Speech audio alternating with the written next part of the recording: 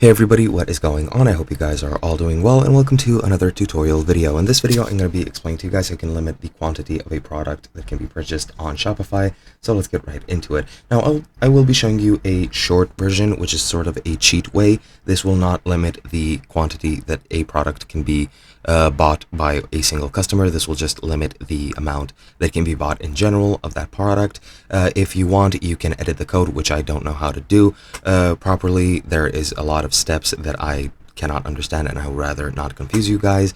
And you can also possibly search for some apps which are paid, where you can add a custom rule to a product, where you can limit how many of that product a single person can order at a time. Now, to do the thing that I wanted to show you, you need to go into products, and once you're here, you'll see a list of all your products. I'll just click on this test product that I've created and open up the editing. Now, as you'll see, you want to go down and you want to have track quantity checked off, and as you can see, you have the available and on-hand quantity of your product. If you want to limit this to how much of a certain product can be bought, and you possibly even have more than that availability, you'll just click here and you'll set the amount to what you want. For example, let's say I want 5 of this product to be able to be ordered, and as you can see, available and on hand is 5, and you can manually change this for each product every time you want.